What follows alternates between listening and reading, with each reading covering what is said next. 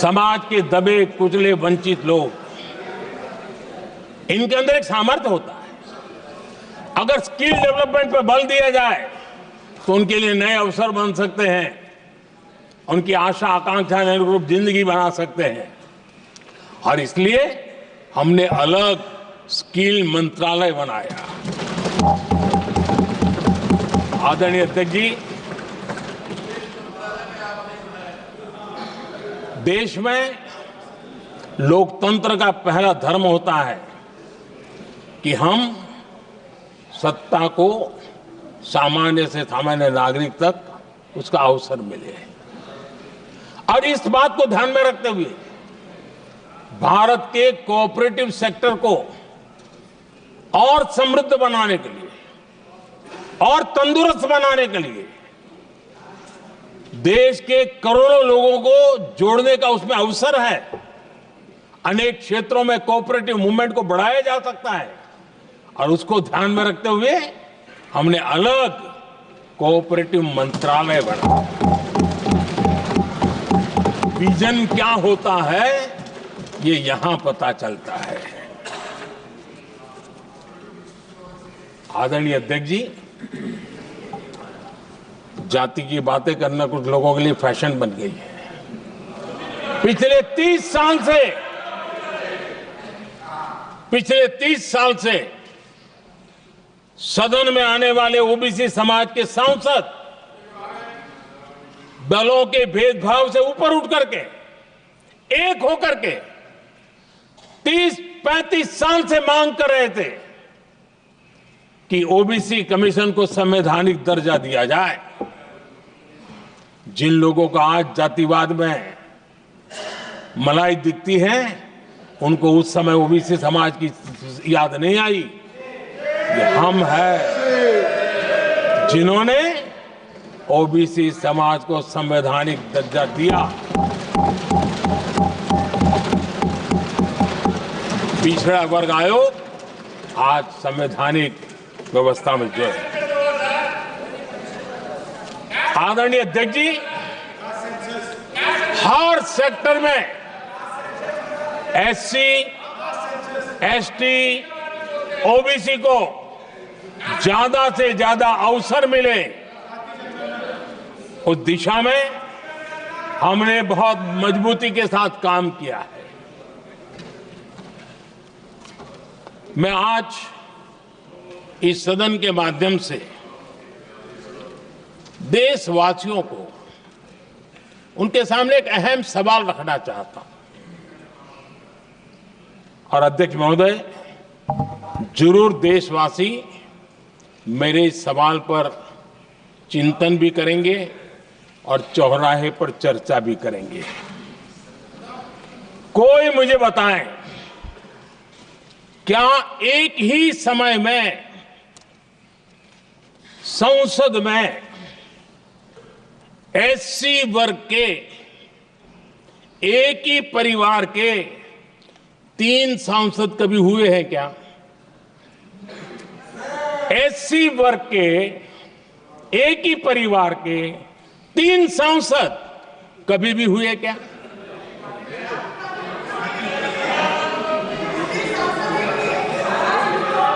मैं दूसरा सवाल पूछता हूं,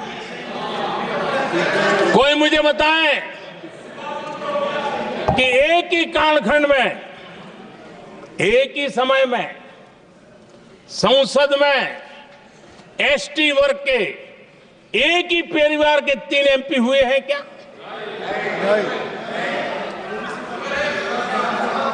आदरणीय अध्यक्ष जी, कुछ लोगों की वाणी और व्यवहार में कितना फर्क होता है, मेरे एक सवाल के जवाब में मिलता।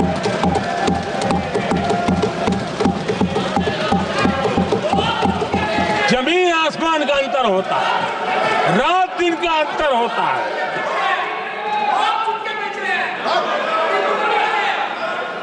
आदरणीय अध्यक्ष जी, हम एससी एसटी समाज को कैसे सशक्त कर रहे हैं?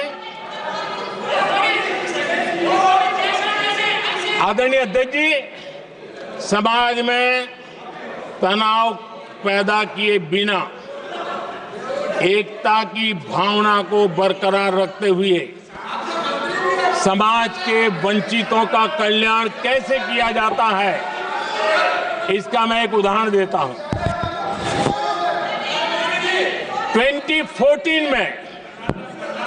2014 में 2014 से पहले हमारे देश में मेडिकल कॉलेजों की संख्या 387 थी। 2014 के पहले मेडिकल कॉलेज की संख्या 387 थी। आज 780 मेडिकल कॉलेज हैं।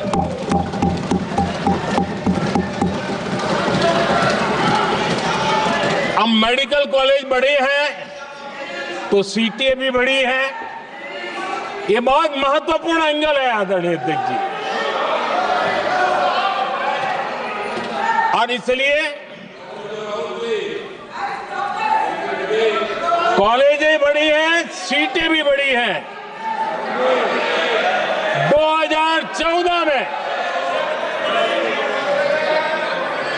2014 में हमारे देश में एससी छात्रों की 2014 से पहले हमारे देश में एससी छात्रों की एमबीबीएस की सीट 7,700 थी।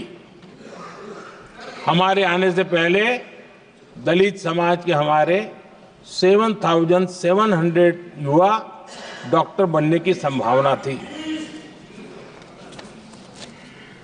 10 साल हमने काम किया, आज संख्या बढ़कर एससी समाज के 17,000 एमबीबीएस डॉक्टर की व्यवस्था की है। कहां 7,700 कहां 17,000। अगर दलित समाज का कोई कल्याण का और समाज में तनाव लाए बिना एक दूसरे के सम्मान को बढ़ाते हुए, आदरणीय अध्यक्ष जी, 2014 के पहले एसटी छात्रों के लिए एमबीबीएस की सीटें 3,800 थी। आज ये संख्या बढ़कर लगभग 9,000 हो गई है।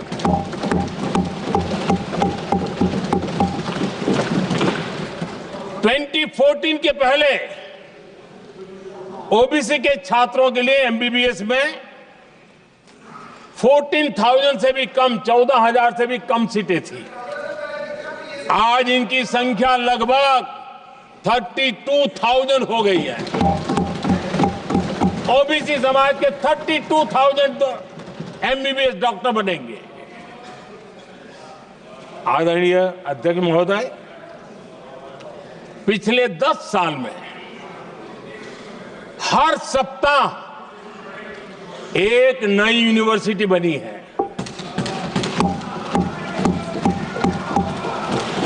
हर दिन एक नई आईटीआई बनी है। हर 2 दिन में एक नया कॉलेज खुला है। सोचिए, एससी, एसटी, ओबीसी हमारे युवा युवतियों के लिए कितनी वृद्धि हुई है, इसका आप अंदाज लगा सकते हैं। आदरणीय अध्यक्ष जी, हम हर योजना के पीछे लगे हैं 100% सिचुएशन, 100% उसको लागू करें। उसके जो भी लाभार्थी हैं वो उसमें छूट न जाए, उस दिशा में हम काम कर रहे हैं। पहले, ताकि हम चाहते हैं कि जिसका हक है उसको मिलना चाहिए। अगर योजना है, उसका हक है, तो उस तक पहुंचना चाहिए। 1 रुपया और 15 पैसा वाला खेल नहीं चल सकता। लेकिन कुछ लोगों ने क्या किया, मॉडल ही ऐसा बनाया कि कुछ ही लोगों को दो, औरों को तड़पाओ और तुष्टीकरण की राजनीति करो। देश विकसित भारत बनाने के लिए तुष्टीकरण से मुक्ति पानी होगी। हमने रास्ता चुना है संतुष्टीकरण, तुष्टीकरण नहीं, संतुष्टीकरण। और उस रास्ते पर हम चले हैं। हर समाज, हर वर्ग के लोगों को बिना भेदभाव के जो उसके हक का है वो उसको मिलना चाहिए। ये है संतुष्टीकरण। और मेरे हिसाब से जब मैं 100% सैचुरेशन की बात करता हूं तो उसका मतलब होता है एक असल में सामाजिक न्याय है, ये असल में सेकुलरिज्म है और असल में ये संविधान का सम्मान है। आदरणीय अध्यक्ष जी, संविधान की भावना है सबको बेहतर स्वास्थ्य मिले, और आज कैंसर डे भी है। देश भर में और दुनिया भर में आज हेल्थ को लेकर के काफी चर्चा भी हो रही है। लेकिन कुछ लोग हैं जो गरीब को, बुजुर्गों को आरोग्य की सेवाएं देने मिले उसमें अड़ंगे डाल रहे हैं, और वो भी अपने राजनीतिक स्वार्थ के कारण। आज आयुष्मान से देश के 30,000 अस्पताल जुड़े हैं और अच्छे स्पेशलाइज्ड प्राइवेट अस्पताल जुड़े हैं जहां आयुष्मान कार्ड वाले को मुफ्त इलाज मिलता है। लेकिन कुछ राजनीतिक दलों ने अपने संकुचित मानस के कारण, कुनीतियों के कारण गरीबों के लिए इन अस्पतालों के दरवाजे बंद करके रखे हुए हैं, और इसका नुकसान कैंसर के मरीजों को उठाना पड़ा है। पिछले दिनों पब्लिक हेल्थ जर्नल लैंसेट की स्टडी आई है। उसका कहना है कि आयुष्मान योजना से समय पर कैंसर का इलाज शुरू हो रहा है। सरकार कैंसर की जांच कराने के संबंध में बहुत ही गंभीर है, क्योंकि जितना जल्दी जांच हो, जितना जल्दी ट्रीटमेंट शुरू हो, हम कैंसर पेशेंट को बचा सकते हैं। और लैंसेट ने आयुष्मान योजना को क्रेडिट देते हुए कहा है कि भारत में इस दिशा में बहुत बड़ा काम हुआ है। आदरणीय अध्यक्ष जी, इस बजट में भी हमने कैंसर की दवाइयों को सस्ते करने की दिशा में बहुत बड़ा महत्वपूर्ण कदम उठाया। इतना ही नहीं, एक महत्वपूर्ण जो निर्णय लिया है वो आने वाले दिनों में, और जब आज कैंसर डे है तो मैं जरूर कहना चाहूंगा सभी माननीय सांसद इसका लाभ ले सकते हैं अपने इलाके के ऐसे मरीजों के लिए। और वो है मरीजों को, आप जानते हैं अस्पताल उतने नहीं होने के कारण भी काफी दिक्कत रहती है बाहर से आने वाले पेशेंट को। 200 डे केयर सेंटर बनाने का निर्णय इस बजट में किया गया। ये डे केयर सेंटर पेशेंट को भी, उसके परिवार को भी बहुत बड़ी राहत देने वाला काम करेगा। आदरणीय अध्यक्ष महोदय जी, राष्ट्रपति जी के भाषण की चर्चा के समय यहां विदेश नीति की भी चर्चा हुई, और कुछ लोगों को लगता है जब तक फॉरेन पॉलिसी नहीं बोलते तब तक वो मैच्योर नहीं लगते, इसलिए उनको लगता है फॉरेन पॉलिसी तो बोलना चाहिए फिर भले ही देश का नुकसान हो जाए। मैं ऐसे लोगों को जरा कहना चाहता हूं, अगर उन्हें सच में फॉरेन पॉलिसी सब्जेक्ट में रुचि है और फॉरेन पॉलिसी को समझना है और आगे जाकर के कुछ करना भी है, ये मैं शशि जी के लिए नहीं कह रहा हूं। तो मैं ऐसे लोगों को कहूंगा, एक किताब जरूर पढ़ें। हो सकता है उनको बहुत, फिर कहाँ क्या बोलना उतनी समझ हो जाएगी। वो किताब का नाम है JFK's forgotten crisis. JF Kennedy की बात है।